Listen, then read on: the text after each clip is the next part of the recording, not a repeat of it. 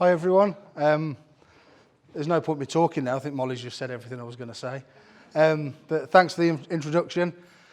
That's me, and I'm just going to give you a little bit of a background about me. I do apologise in advance. My PowerPoint skills aren't as good as Dimitar's, and my backstory probably isn't as good as Jordan's. But you're here, so you're stuck with me. In 2019, I lost two friends to suicide within 4 days of each other. Neither was known to the other, so there was no knock-on effect or ripple effect from the one suicide to the other. And it was at that point I realised that I was part of the problem and not the solution. So I was always told, and when I started doing my free design on PowerPoint, if you want someone to remember your presentation, tell them a story. So I'm going to take you back so you can understand why I'm stood here today talking to you all. Or I'll try. I had a good childhood, some shocking fashion accessories, but good childhood memories. There's a lot of people that end up where I am now that have come from really hard sort of upbringings. I didn't have that. I had a comfortable childhood, nice memories, really good family unit around me. I was a bit of a social nomad at school. I wasn't in the in crowd or in that certain friendship group. I just sort of bounced around from one to the other. I never fell out with anybody. I just sort of moved about a bit. At the age of 12, my mum was diagnosed with breast cancer. And I didn't really, looking back now, know how to create any kind of emotion. It just left me numb, completely numb. I didn't have happy times, didn't have sad times. I just coasted along and went with the flow. And I didn't realise that it shouldn't be that way. No one was talking about it. No one was talking about feeling sad, happy, elated, depressed. There was no talk of mental health at school, no discussions of it at home, and there certainly weren't any discussions of it down the rugby club or any other sort of macho environment. And it just stayed with me. It stayed with me throughout school. I left school, I joined the RAF. Looking back now, I joined the RAF to escape reality, to get away from things.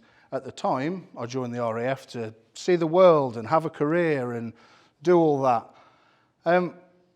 I spent the best part of 7 years working hard and playing harder.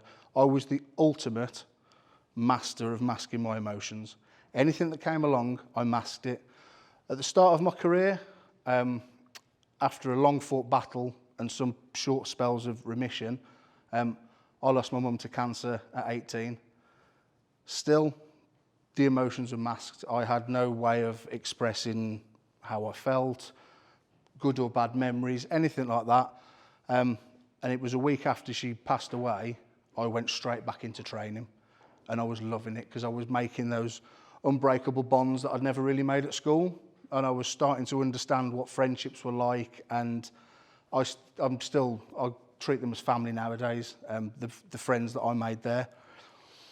I left training.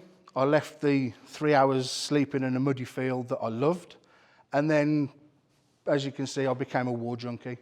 I'd done multiple tours of Iraq and Afghanistan, exercises in Belize. It was basically a 2-month party, and places like the USA. All the time, just playing, just masking those emotions. I didn't know how to bring them out and talk to people. And there was never a discussion, ever, about how we actually felt, how our mental health was.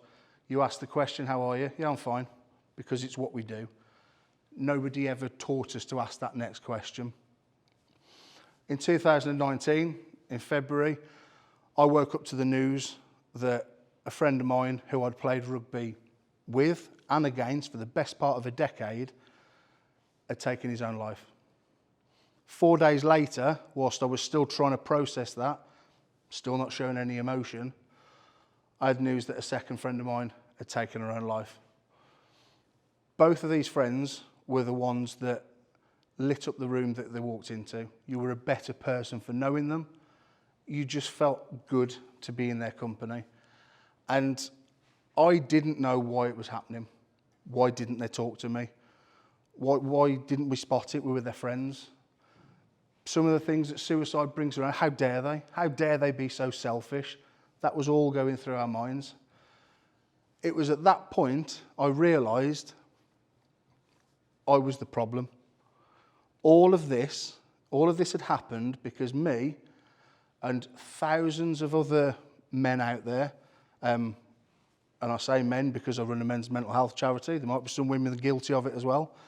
We don't talk about it. They never knew they could come to me and talk about how they truly felt, that they were alone in the world and they thought there was no one else to talk to. I'd never given them the opportunity. I'd probably passed judgment. I'd made jokes about mental ill health because I didn't know any better. I was the problem, and it was at that point that I thought, right, something has to be done. So we started Tough Enough to Care. Me and a small group of friends had this, as usual, drunken, hungover, weird idea. Let's get people talking. How do we do it? We're now a change-making, international reaching charity, and it started off from a small Facebook group. One post of me saying, just talk. I don't know how to help you, but just come and talk to me and we'll get the answers together. We go out, as Molly said in the introduction, all over the UK. We go online so we can reach people abroad, and we just encourage the conversation.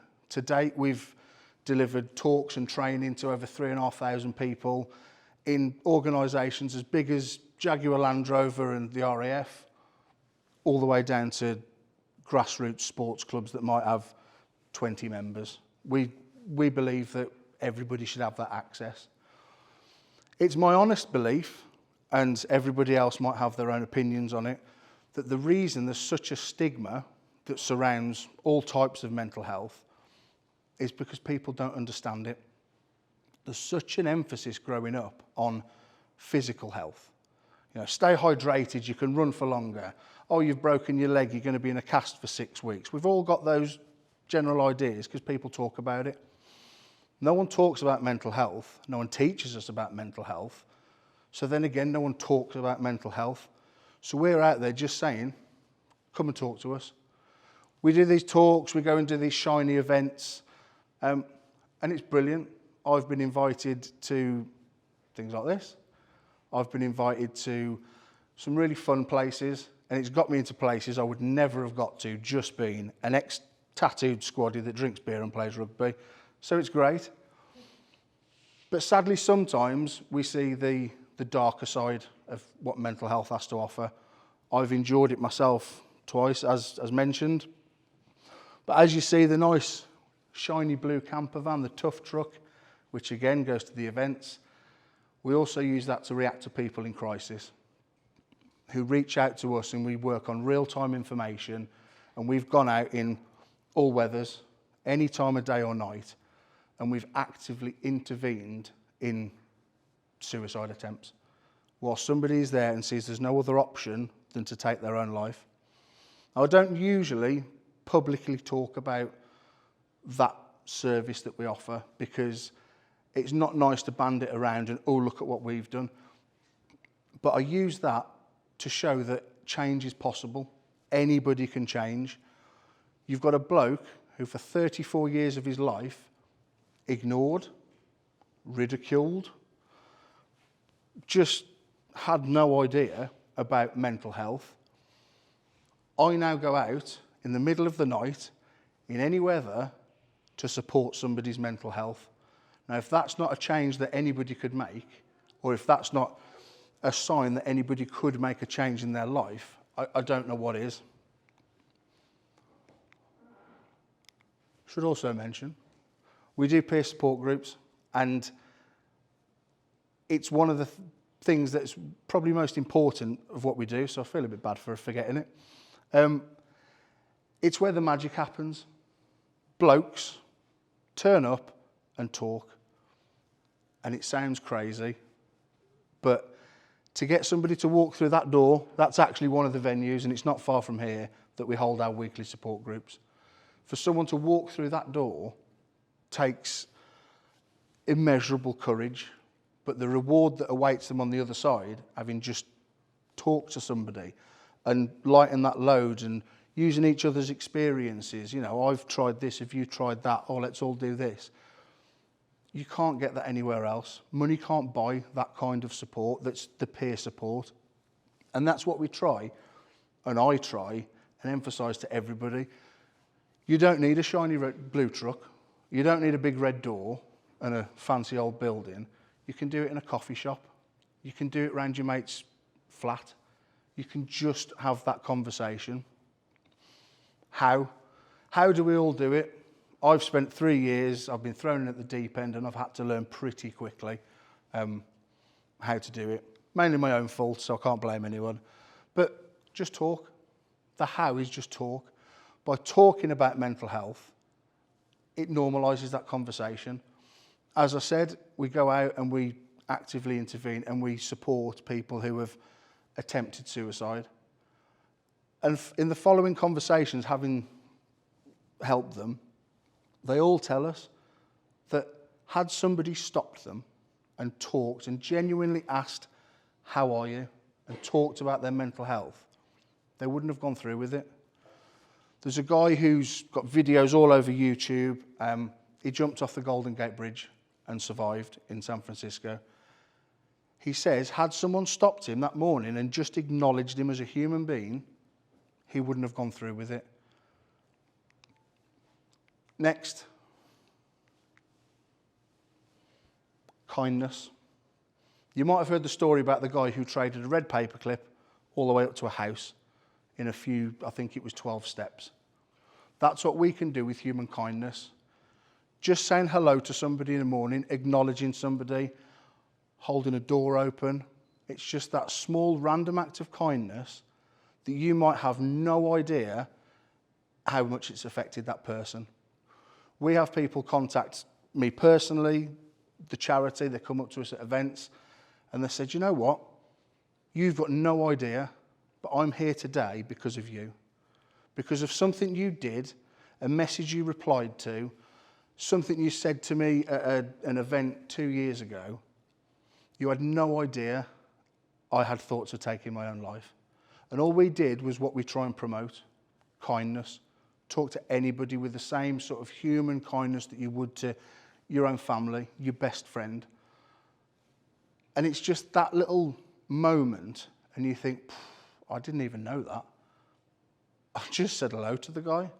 And it's small things like that that can lead from the little red paperclip up to owning a house. A lot of people, and I still kind of say it, I haven't got the time, I can't afford it. Well, we'll take time to start with. I'll ask all of you a favour. When we go into the break, get your smartphones out if you've got one. Have a look at the average daily and weekly screen time. Now tell me you haven't got time to be kind to somebody, and you'll be shocked. Because it only takes a second to reach out to an old friend.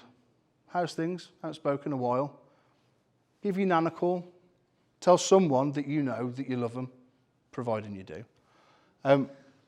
We all think we don't have time, but in the time it takes for a little game of Angry Birds on your phone to knock that little pig off a pedestal, you could unknowingly save someone's life. I'm not saying you've got to go out and text everybody you know every minute of every day, because it's not going to work like that, and then your screen time's going to go off and you're going to call me a liar. But just those little moments, when you get a spare second, don't think, oh, I should text so-and-so, but I've got to do this. Actually do it. Just stop and go, do you know what? No, I'm going to do it, because you don't know the impact it could have. Next, I can't afford it. I'm not having that. Because opening a door with a smile on your face costs you nothing. Just reaching out to somebody, it costs nothing. Kindness costs nothing, but again, it's a richness that money cannot buy. Giving somebody your time, your genuine interest, is something no money in the world could buy. What's next?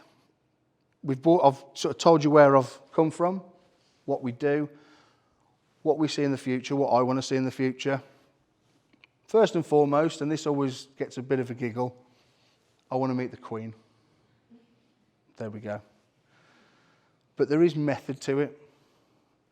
Her Majesty will only ever grant an audience if you've done something profound, if you've done something really, well, worthy of her time. So if we get to meet the Queen, we've continued making the changes in people's lives. We've made those positive impacts that have seriously changed and helped people's lives. Next, we want conversations to happen all over the country. And it's only through talks like this that we get it to happen. Yep, the map's covered in Tough Enough to Care logos because I'm not going to advertise anybody else. But I don't care if it's not us. Use another organisation, set up your own. Just make the change in somebody's life that they can talk, that they have that outlet to talk, that option to talk. Talking of change, last week we launched our new rugby team, the Flaming Unicorns, and we are all about kicking stigma and changing people's outlook on mental health and the macho image and stuff like that. Last weekend, we had 45 rugby players, all had painted toenails, all had to wear a unicorn. In fact, I've got a unicorn tattooed on my leg from it. But it's about changing that way of thinking. Because through all of that, through the painted toenails and the fines getting thrown in and a bit of rugby getting played and some funky new tops, there was 150 people at a rugby club all talking about mental health. 3 years ago when I started this charity, there would have been no one talking about it. They wouldn't have even had that game at the rugby club because, mental health, what's that? And this is the change that we're trying to promote. So make your own flaming unicorns. Make your own appointment with the Queen. This is one of the two quotes that I want to leave you with. And for 3 years, as I say, we've been sharing positivity all over social media. And that's been 2 quotes a day, every day. So trust me, I've seen some quotes. Never look down on a person unless you're helping them up. As I mentioned before, the most honest act of human kindness is helping somebody up, physically or mentally, just offering that open hand, just bringing them up to your level, being there with them and for them. And secondly, dare to change the world around you. After today, you don't have to change the world, because individually, we can't. It's impossible. But if you change the world around you, the impact that can have on somebody else's world is profound. And as I said, you may never know it. They may tell you straight away. But dare to be that change.